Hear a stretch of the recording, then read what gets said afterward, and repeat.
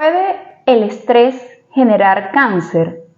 Buenas noches, buenos días y buenas tardes para los que se conectan en diferido. Un abrazo grande y fraternal a todos los que siempre están aquí apoyándome, no solo en las entrevistas en vivo, sino también en diferido, porque muchos pacientes me dicen que se conectan y ven el video después. Magnífico, gracias Dios, gracias Dios. Hola. ¿Cómo estás?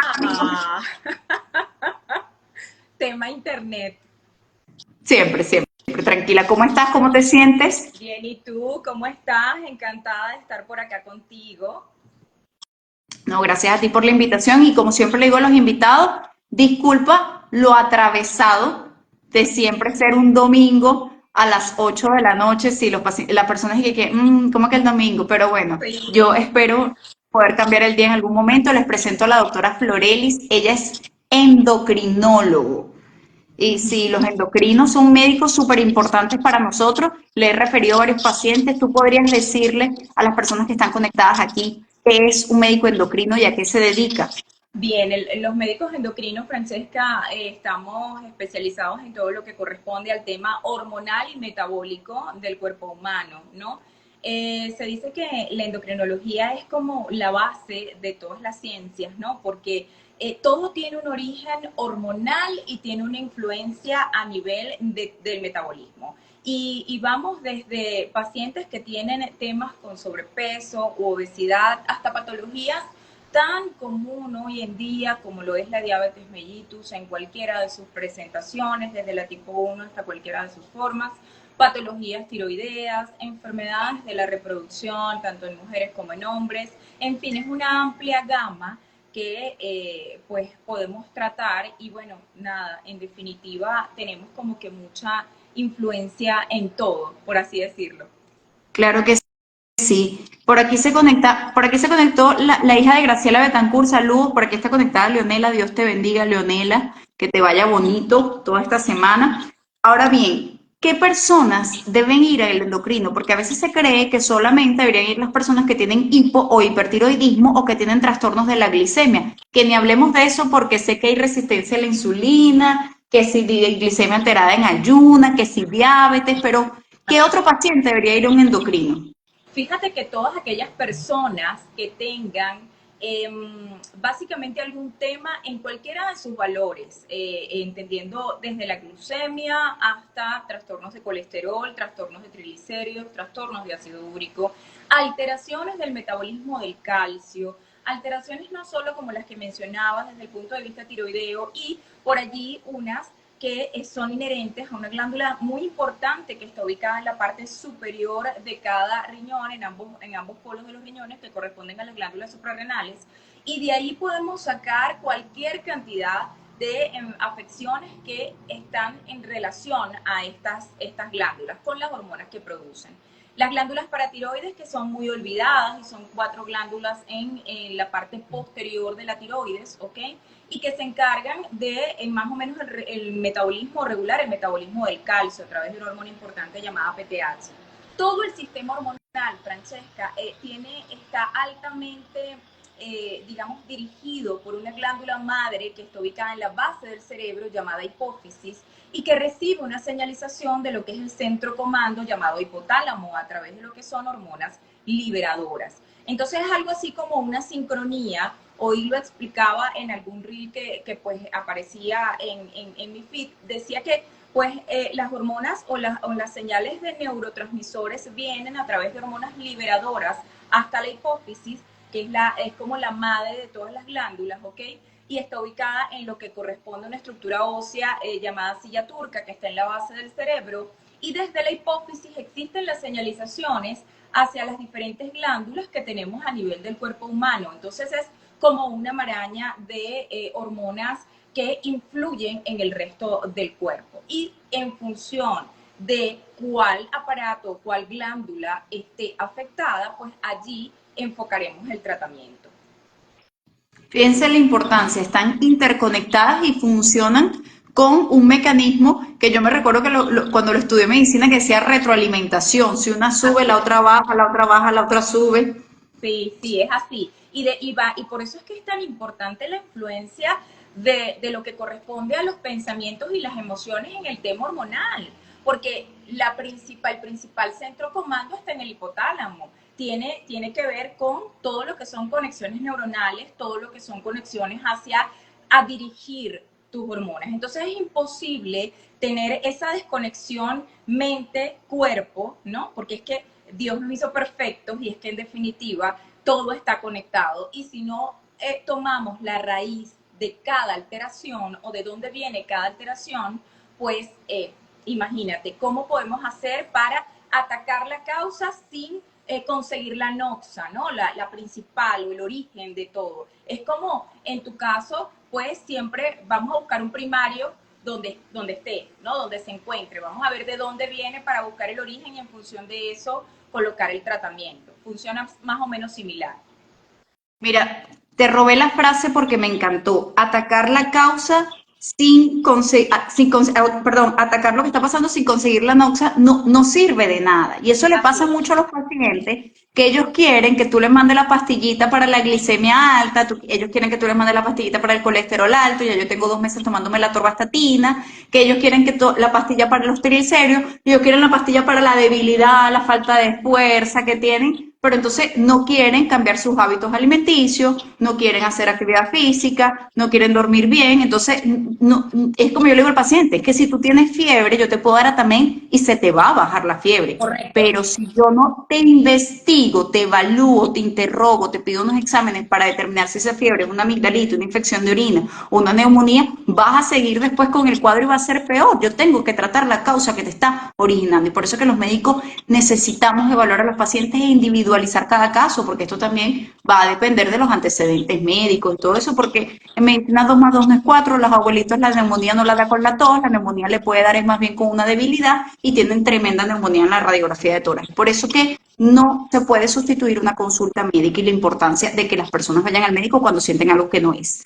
Una pregunta, ¿existe un cambio quitando la parte del estrógeno, de la testosterona, que sabemos que va cambiando con el paso del tiempo? Por nuestra edad que va avanzando, ¿existe algún otro cambio hormonal tan marcado como lo es, por ejemplo, el estrógeno y la testosterona? ¿Cambian nuestros valores de otras hormonas? Sí, sí, totalmente. Y de hecho, eso también va en relación, Francesca, porque lo conversaba al principio, no solamente existen alteraciones hormonales netas, sino también todo lo que corresponde no solo a tu parte emocional, sino también a tu metabolismo. Y cómo, a qué tienes tú acostumbrado a tu metabolismo. Así, por ejemplo, y pongo un ejemplo de ello.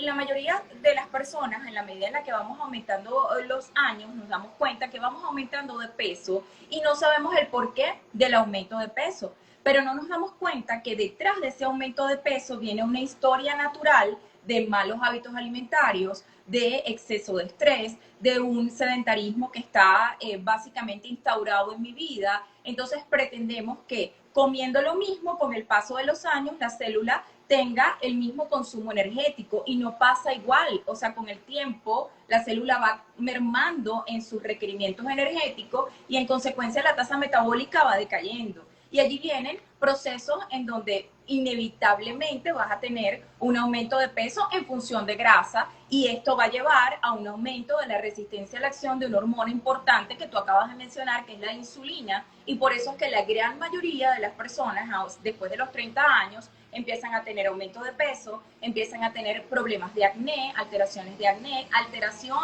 de la testosterona, de los estrógenos con disminución de ellos o elevación de ellos en algunos casos dependiendo del grupo etario y de lo que esté asociado. Y también este aumento de peso viene dado por alteraciones en la glándula tiroidea. Entonces, todo ello se convierte en una catástrofe que empezamos a decir, pero bueno, me cayó todo encima, ¿qué me pasó? Y bueno, básicamente viene dado por esto que tú estás comentando, es que no tomamos las previsiones para la edad que vamos teniendo. Hay personas que sí lo hacen, hay personas que llegan pues con un cuerpo maravilloso, con una salud perfecta, porque van a sus chequeos, porque se cuidan, porque se trabajan a sí mismos, ¿ok? Y eso definitivamente tiene una ayuda impresionante. Entonces, en definitiva, no solamente alteraciones sencillas en las que acabas de mencionar, en lo que son las hormonas sexuales, que por, pues, obviamente el cese de las funciones gonadales, sino también por el tema de alteraciones de piel, alteraciones del estado de ánimo, alteraciones de la tiroides, alteraciones en el hueso, que no lo tomamos mucho en cuenta, pero que también es importante verificarlo, ¿ok? Y eso también forma parte de lo que hablamos los endocrinos, los temas de osteoporosis, osteopenia, todo eso es importante verificarlo porque es la base, es la estructura de tu cuerpo. Y se puede mejorar, por supuesto que se puede mejorar y para eso estamos nosotros acá. Importantísimo. De hecho, el próximo live que voy a hacer contigo es sobre la osteoporosis, porque me preocupa muchísimo cómo la osteoporosis de verdad, o sea, no sé si es una percepción mía, si es que estoy obsesionada con qué carrizo, pero No, estoy no, no, pidiendo no. densimetrías y mujeres de 35 me están llegando con una osteoporosis muy marcada y digo, ¿qué es Así, esto? es que es así, cada vez yo también las estoy solicitando, así logremos ver que no está dentro de los protocolos, porque siempre como tú lo conversabas, 2 más 2 no es 4 en medicina, y uno tiene que tener como ese sexto sentido de preguntarle primero al paciente, bueno, mira, ¿cuáles son tus hábitos? En lo que corresponde a la historia clínica de uno, yo pregunto mucho, yo soy muy acuciosa al momento de hacer la historia, porque eso me habla de lo que ha estado expuesto ese cuerpo humano. Que no es lo mismo en todas las personas. Lo que es la carga genética también corresponde. Hay personas, una vez lo comparto acá rapidito, una vez tuve un paciente que me acude a la emergencia con 400 de glucemia, él era obeso con 120 kilos de obesidad, y pues lo estaba ingresando obviamente por la emergencia para mejorar lo que corresponde a su diabetes y a la descompensación de la diabetes que corresponde a la cetoacidosis, y me llega el hermano totalmente idéntico, gemelos idénticos, 119 kilos, o sea, las mismas comórbidos, pero uno era diabético y el otro no. Cuando voy a hacer la historia clínica, pues veo que los padres de ambos eran diabéticos, papá y mamá, o sea que te pones a ver y tiene ambos el 100% de carga genética para ser diabético. ¿Por qué un gemelo sí y el otro no lo era? Pues cuando me voy a interrogar y me voy más allá, veo que la epigenética tiene mucho que ver y resulta que el gemelo que era diabético, obeso, hipertenso, diabético, trabajaba en informática, es decir, su hábito, su día a día era sentado, mientras que el gemelo que no era diabético o no había desencadenado esa parte genética que traía de sus padres, fue futbolista de la selección nacional durante los primeros 10 años de su vida. Entonces, eso que se llama memoria metabólica, que es un músculo trabajado, hoy por hoy lo defiende ante un proceso de diabetes porque el músculo tiene memoria metabólica y es ahí obviamente el hueso del gemelo que practicó deportes en su momento no va a ser el mismo hueso del gemelo que es diabético, que fue sedentario, que nunca llevó sol, ¿ok? Por tanto, no activó su vitamina D. Entonces, es un montón de cosas que tienes que ver y cuando sabes que tienes una genética es cuando tienes que cuidarte mucho más. Claro que sí, fíjense la importancia de los hábitos y bueno, lo que vamos a hablar en los próximos lives sobre la osteoporosis por lo grave de las caídas y las complicaciones que llevan después de las caídas con el encamamiento, infecciones de orina, escaras, infecciones respiratorias y cómo es porque el abuelo prácticamente se cae en el mismo sitio donde siempre ha estado, se cae por una pérdida de su equilibrio, como la obesidad y cómo eso de la memoria muscular tiene un impacto. ¿Cómo cuántas hormonas tenemos nosotros en el cuerpo, Floreli? Imagínate, más de 50 estudiadas y todavía van cabalgando porque salen cada día en más estudios, muchos más, ¿ok? Y en definitiva, siempre uno trata como que de orientar, porque al momento cuando, pues, por ejemplo, me piden una consulta, me dicen qué perfil hormonal me puedo realizar para ir a su consulta. Imagínate que yo pues me ponga a solicitar las 50 hormonas, ¿no? Completas para la consulta. Es económicamente no viable, pero uno siempre va a orientar el cuadro clínico y la clínica es importante, lo que presenta el paciente, lo que más le angustie y es por ahí donde vamos a hilvanar para solicitar las pertinentes, porque es que todo está interconectado con el tema hormonal y es importante verlo, porque hasta el riñón es un órgano endocrino. Entonces, cuando nos falta, por ejemplo, la eritropoyetina, pues tenemos temas con anemias en los pacientes nefrópatas, todo esto está interconectado. Entonces, ahí el tema.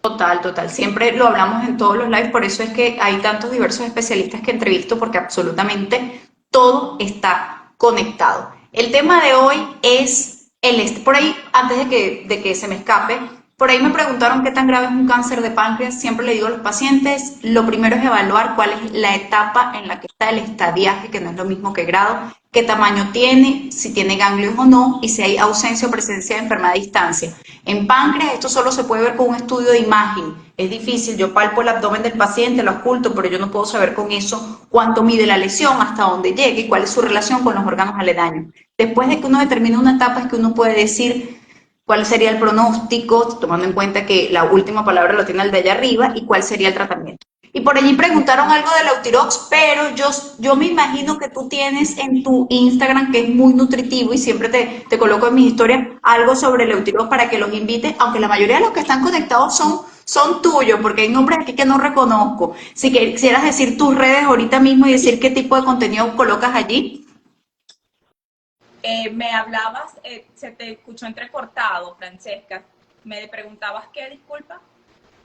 Se Por ahí te fue mencionaron que cuál entrecortado. era el mecanismo de acción del Eutirox, pero que yo me imagino que tú ya eso lo has hablado muchísimo en tus redes, que si las puedes mencionar y decirnos qué más o menos de información colocas allí. Con respecto a la hormona tiroidea, decías, fíjate que básicamente es la marca que nosotros existen otras levotiroxinas en el mercado, hay una que se le parece mucho, cuya marca es colombiana, pero tratamos en la medida de lo posible este medicamento, bien sea que lo traigan de afuera. Ahorita hay disponibilidad en el país, tenemos afortunadamente disponible no en las, digamos, las farmacias tradicionales, pero sí directo, pues pasa. La hormona tiroidea es una hormona muy delicada que debe ser consumida, por ejemplo, en ayunas, con el estómago completamente vacío, una hora antes de cualquier alimento. El saber que, por ejemplo, se absorbe en la segunda porción del duodeno, que es el inicio, digamos, de nuestro tracto digestivo, la parte más superior de nuestro tracto digestivo, y que si tomas café, por ejemplo, vas a inhibir la acción del Eutirox, que si lo sacas del blister de aluminio también y lo metes en pastillero también se inactiva la hormona, que si lo tomas con jugo o con cualquier otra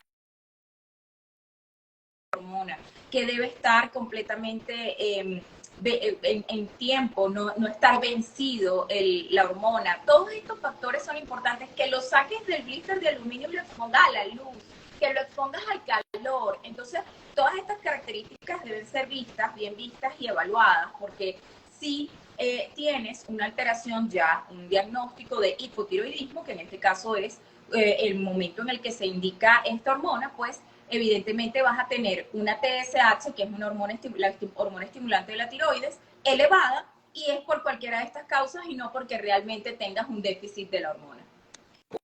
Oye, mira qué importante y qué interesante. De hecho, yo hice un live con respecto a los medicamentos vencidos y el farmacéutico casi que nos escupió el ojo cuando empezó a decirlo y de seguro ustedes guardan las pastillas en la cocina o guardan las pastillas en un lugar húmedo, entonces Sí. y cortan los blisters, todas las cosas malas que hacemos de verdad para disminuir la efectividad del fármaco y después creemos que es otra cosa. Gracias a todos los que se conectan. Ahora bien, hablando del estrés, ¿qué es el estrés? ¿Existe un estrés bueno y un estrés malo? Fíjate que el estrés está catalogado por la OMS como una reacción fisiológica ante cualquier estímulo, ¿no? Y que prolongado en el tiempo, o digamos persistente en el tiempo, puede generar efectos nocivos para la salud. Así, por ejemplo, el estrés o digamos esa respuesta en defensa a o en respuesta a una noxa o un estímulo, puede ser completamente bueno si estamos hablando de que nos permite emprender, por ejemplo, la huida en el momento en el que sabemos que estamos caminando por la calle, nos van a robar y necesitamos agilizar y movernos rápido. Eso es un estrés que nos permite, digamos, tener una respuesta efectiva, ¿ok? La respuesta inmunológica de estrés que se presenta ante el proceso infeccioso es una respuesta que puede verse como positiva porque está defendiéndome de ese proceso infeccioso. El problema se presenta cuando tú estás persistentemente en una situación preocupante activando estos pensamientos reiterativos negativos que generan esa señalización a los neurotransmisores del hipotálamo y posteriormente a la hipófisis y posteriormente en cascada hacia la glándula suprarrenal con producción de cortisol. Recordemos que la CRH, que es la hormona liberadora de corticotropina, se va a la hipófisis y esta hipófisis produce la hormona digamos, corticotropa, que va directamente a la glándula suprarrenal y le dice, epa, produce, la glándula suprarrenal tiene dos áreas, la corteza y la médula. Y en la corteza es donde se produce el cortisol, específicamente en la capa glomerular, y allí ese cortisol va a activar todo lo que es una respuesta persistentemente, ponte que tú estés sin ningún proceso de una pistola acá o una necesidad de tener que emprender la huida porque no la tienes, pero estás en ese pensamiento reiterativo. Estás con eso que llamamos a veces exceso de presente. No te das un momento de fluir para ti. Y en ese exceso de presente, pues automáticamente vas a estar secretando persistentemente cortisol y ahí es donde viene, obviamente, la respuesta que no es tan buena. Porque ¿qué es lo que hace el cortisol? Se viene al hígado, genera un aumento de los depósitos de SACA o ESINDE. Nosotros tenemos en nuestro organismo depósitos de glucosa. ¿Qué es la glucosa? La glucosa es con lo que trabaja, es el combustible de todo el cuerpo. Con lo que trabaja el cerebro, el corazón, el riñón, todas las células funcionan con glucosa. Es decir, si no tenemos glucosa, morimos. Exacto. Eso no quiere decir que es que tienes que comer azúcar. No, es la molécula en la que se transforma lo que ingerimos. Correcto. Sí, porque entonces ya va, ay, me falta azúcar. No, señora, estamos hablando de la bioquímica. Correcto. Se transforma lo que ingerimos en una molécula llamada glucosa. Correcto, importante ese break. Una vez dicho esto, pues esta glucosa que es importante para la reacción, para que el cerebro funcione, para que el corazón lata, para que todos los órganos se activen, pues se eleva en sangre. Y por eso el exceso de cortisol o el exceso de estrés también puede condicionar hiperglucemia o elevación de la glucemia en sangre. ¿Ok? Paralelamente, también activa otras respuestas como la respuesta inmune, también tiene y genera una alteración del sueño, ciclo sueño-vigilia. Y entonces hay como un círculo vicioso de estoy en estrés, no descanso, cortisol elevado, no hay más estrés y así sucesivamente. Entonces, es un sin fin, no es un sin parar en donde es como la rueda de la rata, ¿no? No paras, estás siempre en lo mismo. Y la única manera es poder darnos cuenta de que esta situación está ocurriendo para dar esos momentos en los que tú puedas liberar ese estrés, porque es que el estrés siempre va a estar, es la manera en cómo tú te enganchas con el estrés, ¿ok? Siempre todos vamos a decir, siempre se lo digo a mis pacientes, no hay una cosa más complicada para nosotros. Yo digo que lo más importante para el humano es la vida, ¿no? Y por tanto, valorando la vida como una de las cosas más importantes, aquellos que tratamos la vida, en donde estás en una emergencia con un paciente complicado, doctora, sálvelo, doctora, por favor, doctora, se va a morir, doctora, dígame, doctora, por favor, doctora, eso te genera un estrés, te podrás imaginar.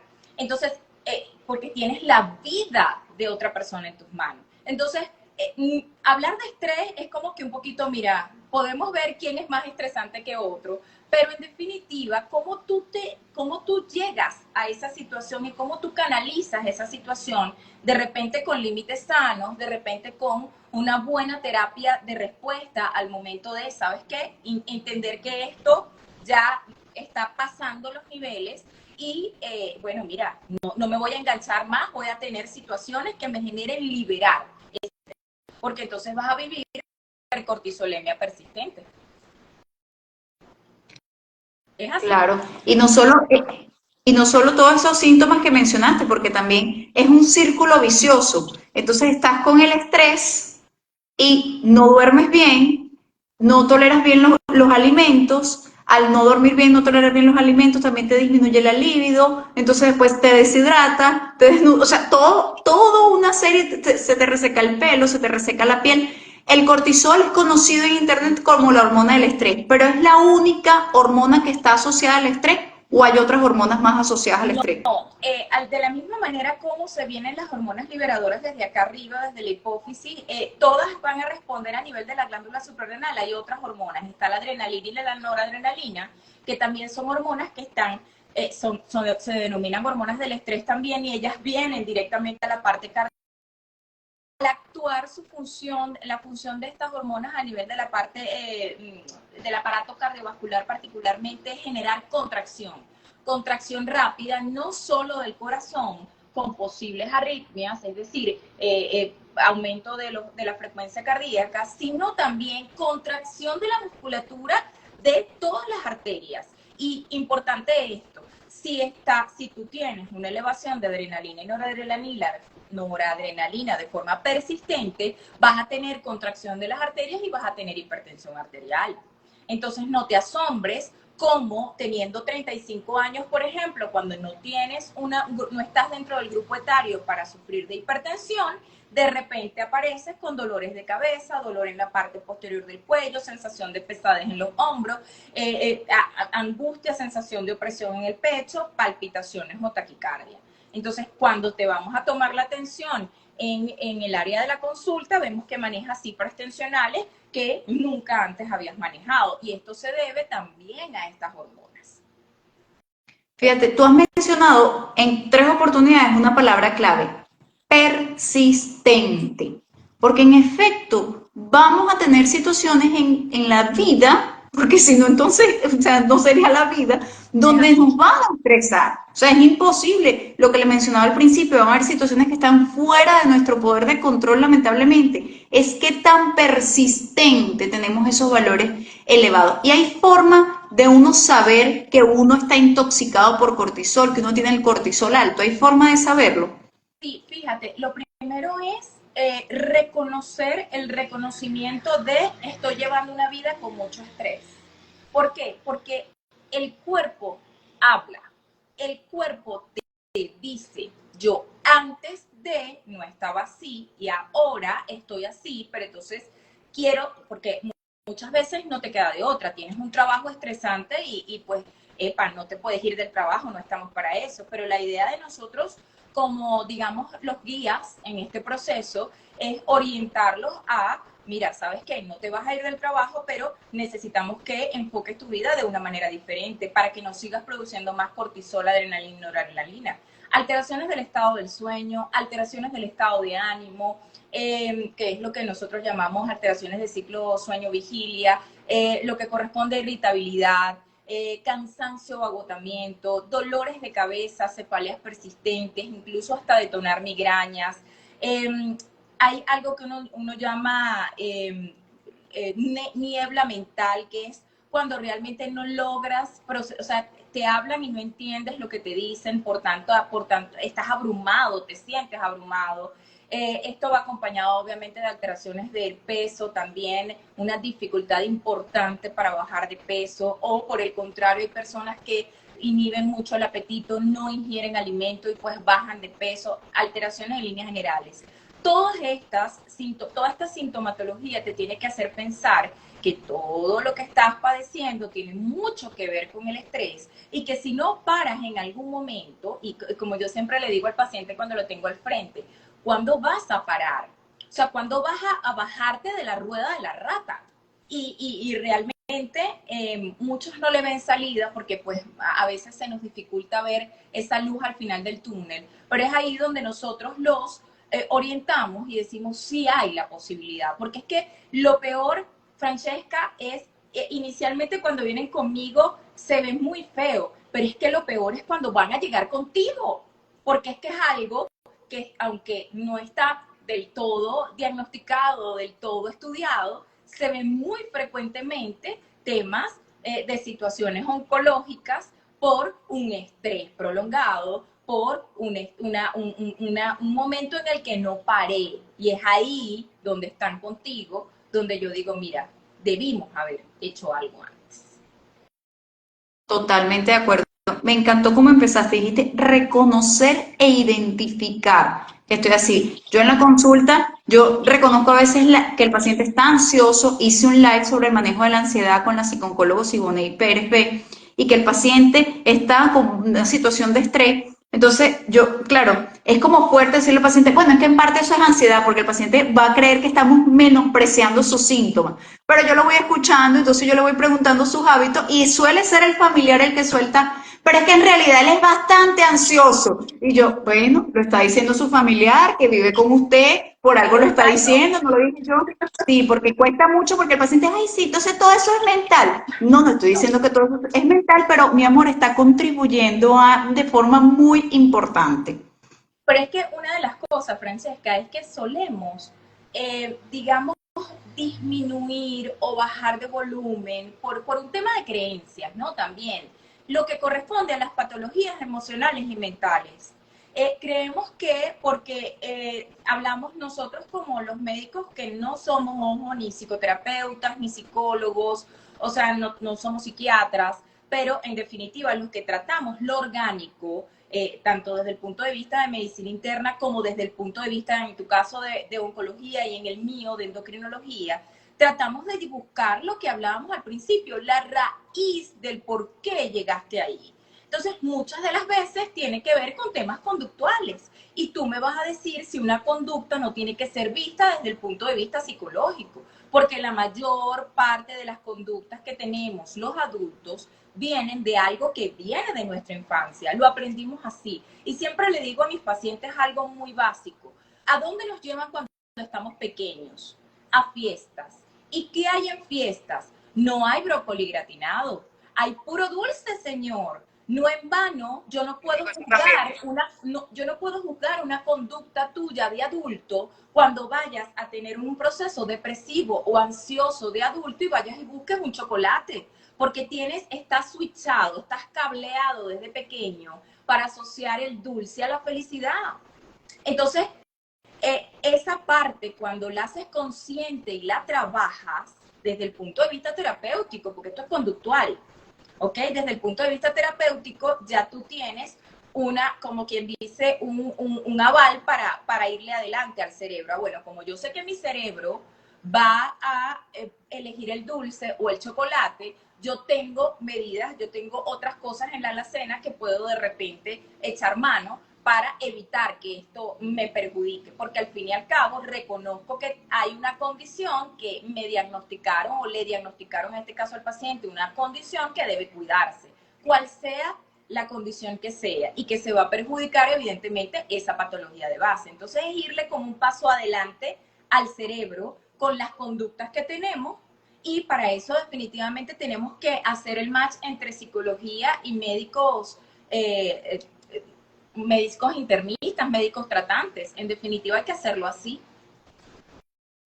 Total, yo siempre soy partícipe de la salud mental. Por aquí quería saludar muy especialmente al doctor Álvaro Gómez, quien es cirujano oncólogo, es excelente médico. Tuve el honor, el gusto y el placer de verlo el viernes unos minutitos antes de un debate y una trifulca que se iba a hacer en cirugía oncológica, a ver cuál era el papel de la cirugía oncológica en los pacientes de estadio 4 de mama, pero no me pude quedar lamentablemente porque estaba dividida. Mi corazón, mi alma, mi cuerpo y mi espíritu estaba dividido entre mi servicio de oncología médica o el debate de cirugía oncológica, y cuando me paré fue como que ¡ah! Se va a ir, y yo dije, pero es que la lealtad a mi servicio no la puedo faltar, que por ahí estaba Jamás. conectada la doctora Alejandra Bañol, total, que quien es R3 próximamente va a ser una excelente, bella, preciosa, linda oncólogo jefa de una parte importante del país. Ahora también quería saludar, no sé si todavía está conectado por ahí, el doctor Marco Luna, quien es Sí, el por ahí lo arquitecto vi. de rostro, quien me he cansado de escribirle en directo, y me dio una risa porque cuando tuve el honor y el placer de conocerlo en persona, en una reunión, le dije, mire, usted me ha dejado mucho en visto, ahora que me tiene aquí de frente no me puede dejar en visto para invitarlo para un live. Déjalo. Sí, porque me interesa mucho toda la reconstrucción de lo que es la parte de cabeza y cuello, de tumores de cabeza y cuello, que son tumores bastante complejos de Eso es tratar. un arte. Eso es un arte Ahora, completamente. totalmente. Quería mencionar algo que tú dices, y yo también digo en mis consultas, que es el azúcar. Porque, ¿qué pasa? Primero que el azúcar, ya he hecho el live del azúcar, voy a volver a hacer otros live porque esto es un tema reiterativo. Primero, voy a aclarar unos mitos, voy a ver qué hora es para no dedicarme tanto a hablar porque yo me conozco. Primero, eso el cáncer se alimenta de azúcar. Primero, el cáncer vive si tiene un paciente cáncer, está allí, se va a alimentar de todo lo que usted coma, ¿ok? De De todo todo. lo que mete, así como si estuviese embarazada. Una embarazada no va a una parrilla y se come el pollito y dice, ya alimenté al bebé, ahora me voy a comer la morcilla, me voy a tomar la cervecita que es para mí. No, se va a alimentar de todo. El problema del azúcar es que no tiene aporte nutricional, no da ningún aporte a nuestro cuerpo, es nulo el aporte que da.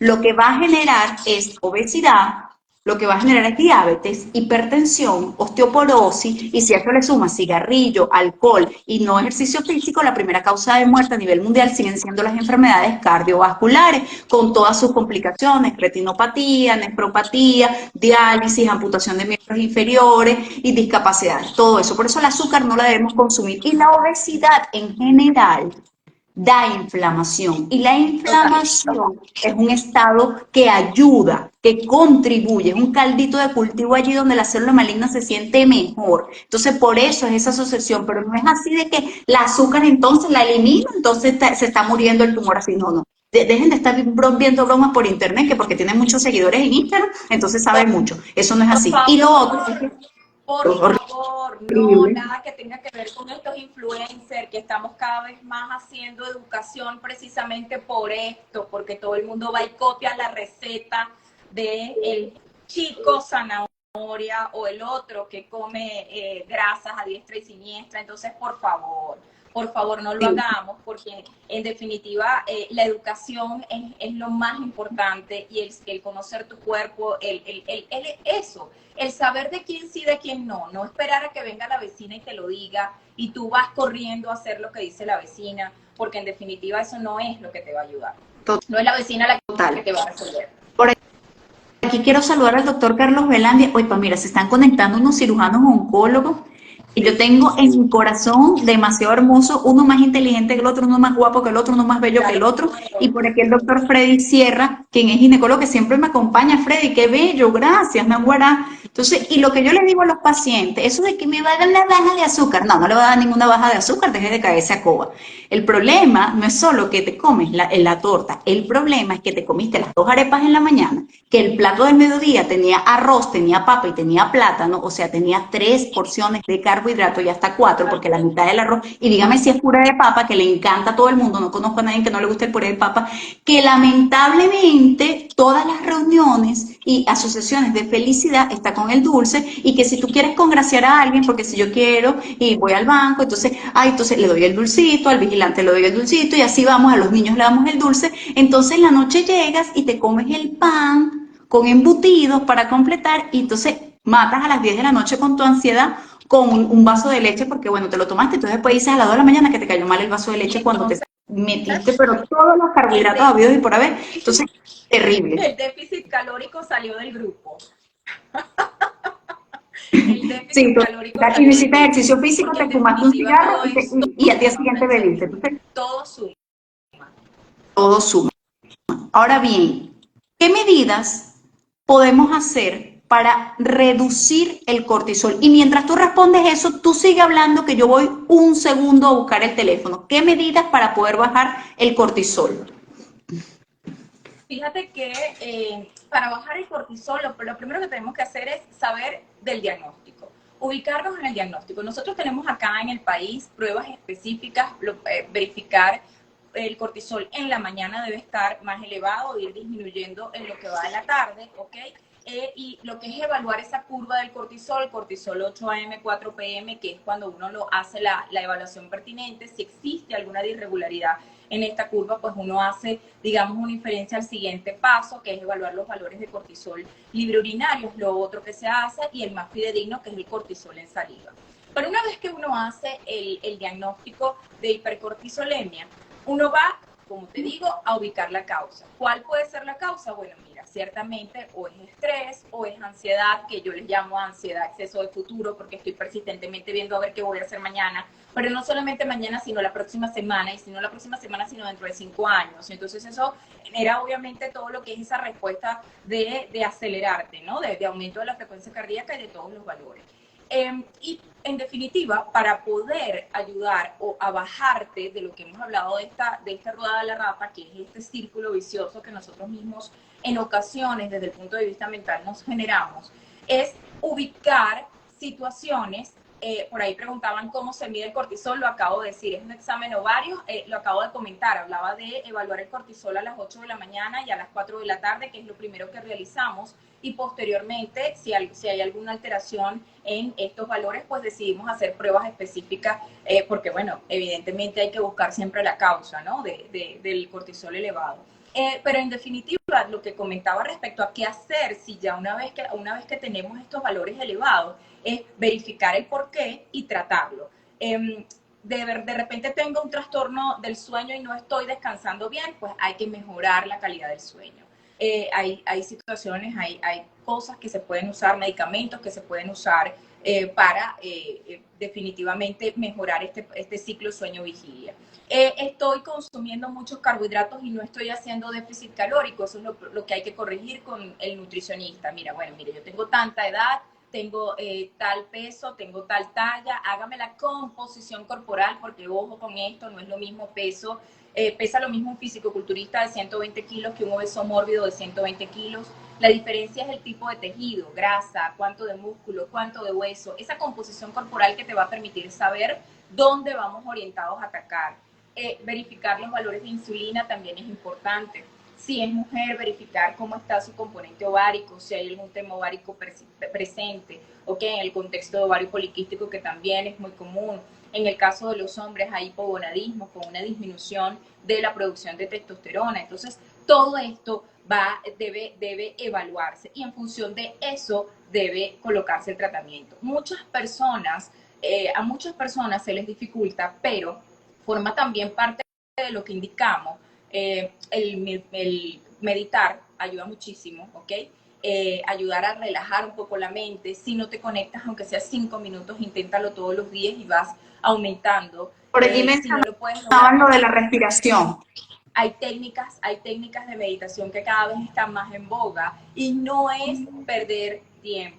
No se trata, o sea, no, quítate el pensamiento de que estoy perdiendo el tiempo tal cual como la película de Sandra Bullock, ¿no? Que empiezas entonces a autosabotearte diciendo pudiera estar haciendo cualquier otra cosa en lugar de estar haciendo tal cosa, esto en este momento. Pero va mucho de que no nos dedicamos tiempo a nosotros. Estamos siempre para el otro y no para nosotros. Entonces, cuando te pones de primero en ese checklist de esa lista de cosas que debes hacer, la situación se te complica, se te mejora y no se te complica tanto. Entonces, muchas cosas hay que hacer o se pueden hacer para disminuir el cortisol y siempre van a depender de la causa, porque estamos hablando aquí de cortisol por estrés, no de hipercortisolismo por una enfermedad o patología en particular, como lo es el caso del síndrome o enfermedad de Cushing, que ya eso es otra cosa, son tumores productores de cortisol netamente y la persona puede estar tranquila y simplemente con un hipercortisolismo, eso es otra cosa. Pero ya ahí, cuando estamos hablando de situaciones emocionales asociadas al estrés, pues estas son las recomendaciones que podemos dar inicialmente. Y siempre, pues por supuesto, hay que individualizar los casos. Mencionaste lo del nutricionista. Por ahí se conectó Endocrino Tips. Dios, pero se han conectado varios médicos. Endocrino Tips es otra endocrino con la que he hecho live, pero no trabajo con ella. Ella está por Valencia. Sí, Excelente, correcto. bella, hermosa, así como tú parece modelo, la doctora Endocrino Tips, Sí, y sí. está casada con el doctor Ronald, con quien también he hecho live, que es cirujano oncólogo, y trabaja junto con la doctora Liliana, con la que voy a hacer próximamente un live, quien es un oncólogo clínico como yo, acerca de las segundas opiniones. Uy, tema álgido allí, las segundas Sí, opiniones. Fíjense que tú mencionabas la importancia del nutricionista, ¿no? Es importante, eso es individualizado, eso va a depender de los requerimientos nutricionales de cada paciente, de cuál es la actividad que realiza o no, de cómo están sus valores de creatinina, cómo están sus valores de proteína, cómo están los antecedentes médicos, si están controlados o no. Todo eso prima y bueno, y por allí también prima la microbiota, que bueno, eso es otro tema del cual todo voy a mundo. hablar. Y hablábamos del insomnio. Tengo un live sobre el insomnio con una psiquiatra. Recuerden que el insomnio es de la puntita del iceberg. ¿Se acuerdan? Titanic, que chocó era una puntita, pero era un hielote así de grande allá abajo. Bueno, el insomnio es la puntita de ese iceberg. Entonces la gente también quiere, tu amigo el Pran, tu amiga la melatonina, pero no quiere tratar la causa que está desencadenando ese insomnio y el insomnio sí es grave. Hablamos la importancia de la alimentación, hablamos la importancia de la nutrición. ¿Qué tanto impacto tiene el ejercicio físico? suma importancia. Fíjate que el ejercicio físico no solamente inhibe, él va a tener un efecto inicial, Francesca, que tiene que ver con una discreta elevación al principio de cortisol. Pero posteriormente, cuando ya estás terminando el ejercicio, vas a tener la bendición de secreción de hormonas que contrarrestan a las hormonas del estrés antes mencionadas, cortisol, adrenalina y noradrenalina. Vas a poder secretar endorfinas, vas a poder secretar dopamina, vas a poder secretar hormona de crecimiento. ¿Cuál es la finalidad de la hormona de crecimiento? Si tú estás trabajando cualquier grupo muscular, ese músculo para crecer, pues necesita secreción de hormona de crecimiento. Y es similar a cuando la mujer está embarazada, que tiene mucho sueño durante el embarazo porque el bebé está creciendo y es a causa de la hormona de crecimiento, pues también vas a poder mejorar tu patrón del sueño si haces ejercicio. Entonces, no solamente mejora tu estado de ánimo, no solamente fortaleces tu sistema inmune, no solamente fortaleces tu cuerpo físico, sino que también vas a mejorar ese ciclo sueño-vigilia, independientemente de la hora a la que lo realices, porque entonces viene el saboteador mental llamado cerebro, ¿no? Y dice, pero ¿a qué hora es mejor hacer el ejercicio? ¿Será en la mañana, será en la tarde, pero será a mediodía, pero será en la noche? Amigo, amiga, a cualquier hora que usted realice el ejercicio, el beneficio va a estar dado. Lo importante es que inicies de una vez y con que vayas haciéndolo progresivamente y te seas fiel a ti mismo, ¿ok? Fiel a decir, ¿sabes qué? Son las 5 de la tarde y de la misma manera como se te indica la pastillita a las 5 de la tarde o esa, como dice Francesca, la melatonina a las 8 de la noche, pues imagínate, vas a tener el beneficio del ejercicio durante todo el día.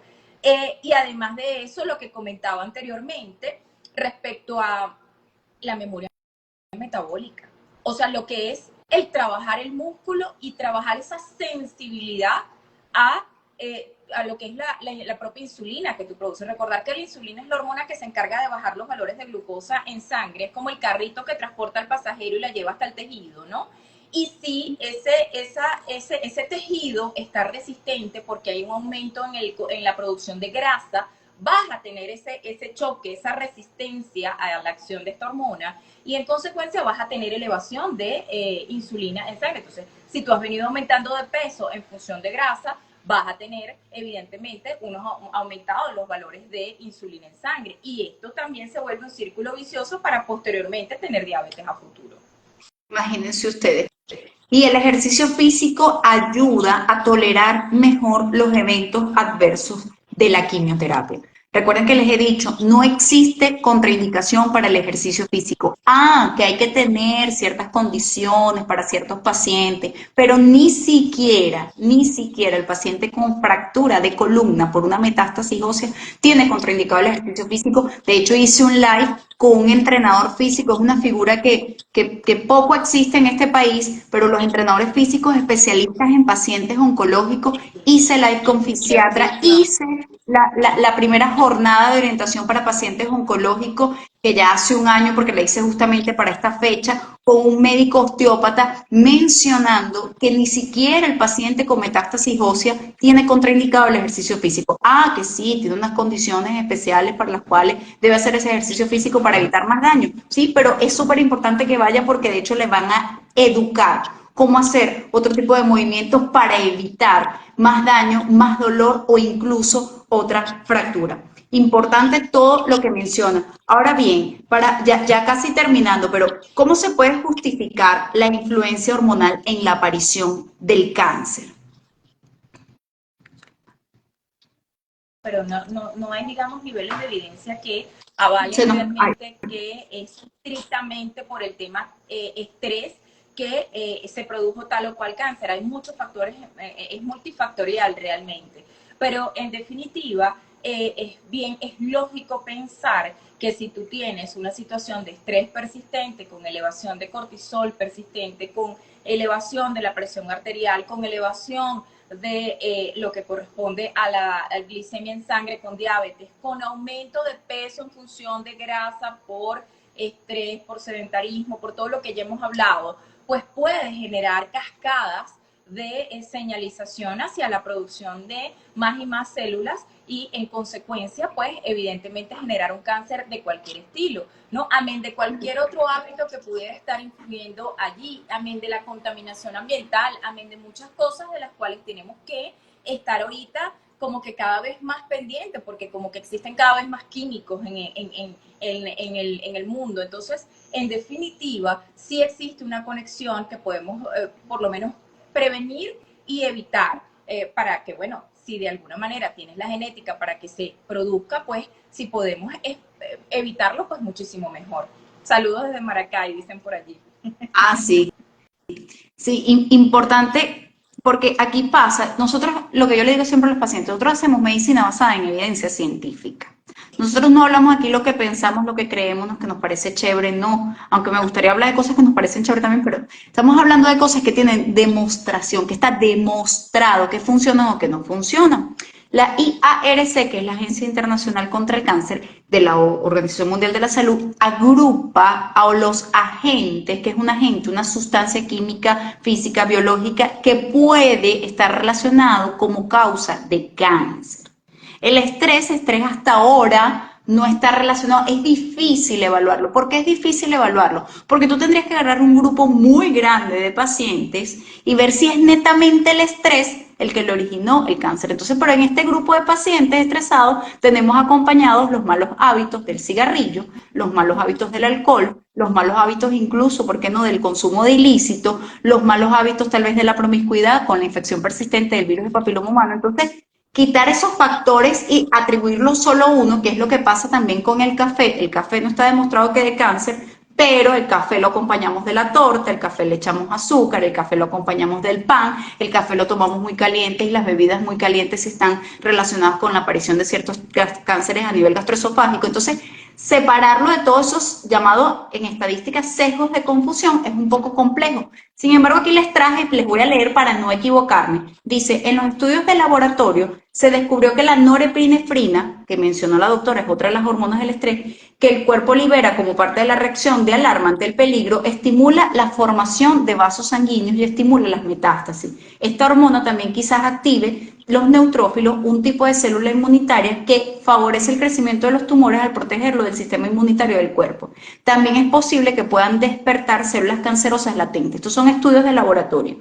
Es posible que el estrés crónico, o sea, persistente, otra vez la misma palabra, también provoque la liberación de una clase de hormonas esteroides llamados glucocorticoides, ya lo mencionamos, que a veces inhiben un tipo de muerte de células tumorales llamada apoptosis. Cuando una célula, nosotros somos millones de células que se multiplican, obvio que van a existir células con errores, es obvio. Si usted hace 1000 arepas, una se le va a quemar, Claro. pero esa célula con error, el sistema de vigilancia del cuerpo dice, epa, ya va, hermana, usted tiene un error, autodestruirse, eso se llama apoptosis. Entonces puede inhibir la apoptosis y aumentar la metástasis y la resistencia a la quimioterapia.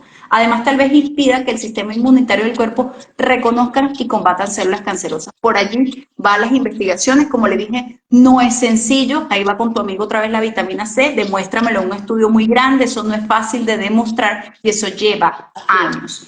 No sé si quieras mencionar. Ah, por aquí se conectó Kenny. Kenny que me está haciendo un video donde voy a hablar de todo eso. Oye, mira, Kenny, qué asertivos han sido los que se están conectando últimamente, pero se conectan en el momento en que los necesito, ¿vale? Qué belleza física. ¿Quieras mencionar algo más? No, bueno, sí, en definitiva, todo lo que conversas, sí, nosotros realmente hacemos, no damos como quien dice punta sin dedal, ¿no? Y es que, en definitiva, para poder tener éxito en cualquier tratamiento debemos ver lo que se hace, lo que se está haciendo a nivel mundial, lo que está escrito.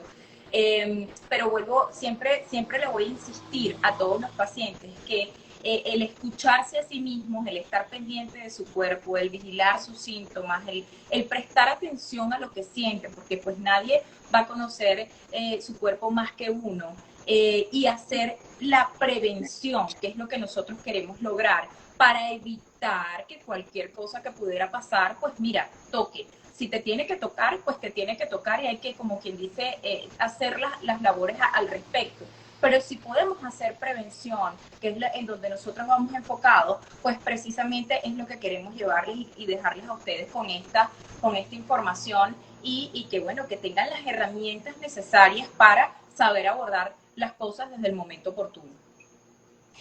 Claro que sí, quería leer este comentario que me encanta y me llena de dicha. Dice, bendiciones y reiteradas felicitaciones por tan bonita labor, infinito agradecimiento por aclarar tantas dudas en este complejo camino. Totalmente, para eso tenemos la doctora diga sus redes sociales, porque ella también se la pasa hablando ahí en su Instagram y publicando cosas súper interesantes. Menciona tus redes, dónde te pueden encontrar, cómo se pueden contactar, dónde pasas consulta. Sí, estoy disponible para todos ustedes a través de mi red Endocrino Actual, en todas mis redes, tanto por Instagram como por Facebook y también por Gmail. Estoy en Policlínica La Arboleda, lunes, miércoles y viernes, en el CCCT los días martes y en los Dos Caminos los días jueves. También en la Clínica Herrera Lynch, disponible en múltiples sitios y bueno, nada, siempre presta a ayudar e informar. Claro que sí.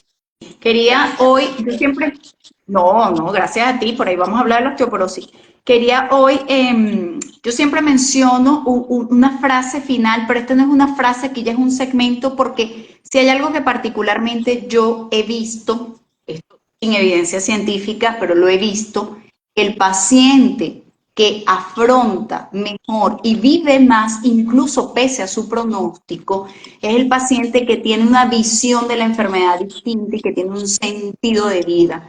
Que lo mencionaba la vez pasada, Víctor Frank, logoterapia, el sentido de la vida. Si te da flojera leerlo, lo puedes escuchar en audiolibro. En audiolibro usted pone el audiolibro, se pone a hacer cualquier cosa en la casa y lo va escuchando, en una semana y media lo termina porque tampoco es tan largo, está en PDF gratuito, pone El sentido de la vida Víctor Frank PDF y te sale, es un libro que se lo recomiendo a todos los pacientes. Y ahorita les quería leer, porque sea lo que también ayuda mucho al paciente a la recuperación, es el acompañamiento familiar o el acompañamiento de los seres queridos. No siempre es el familiar, puede ser un vecino, puede ser una amiga. Y de este libro que se llama El arte de amar, de Eric Fromm, les voy a leer esta línea. Ahora me voy a poner filosófica, los pacientes que, ay, bueno, y ahora, domingo a las 9 y escuchando a la doctora. Bueno, ¿qué les digo? Pues dice, ¿qué le da una persona a otra? Da de sí misma, de lo más precioso que tiene, de su propia vida. Ello no significa necesariamente que sacrifica su vida por la otra, sino que da lo que está vivo en él. Da de su alegría, de su interés, de su comprensión, de su conocimiento, de su amor, de su tristeza, de todas las expresiones y manifestaciones de lo que está vivo en él. Al dar así de su vida, enriquece a la otra persona, realza el sentimiento de vida de la otra, al exaltar el suyo propio. Muchísimas gracias a todos los que se conectaron. Gracias a Florelis por decirme que sí, bella y hermosa. Próximo te voy a invitar. Y bueno, que pasen buenas noches. Feliz noche a todos. Ah, mire, y saludos al doctor José Dorta, que estaba por allí, el popular pollo, radioterapeuta, bello y hermoso, guapo, inteligente, como todos los médicos con los que trabajo. Que pasen buenas noches. Feliz noche, gracias.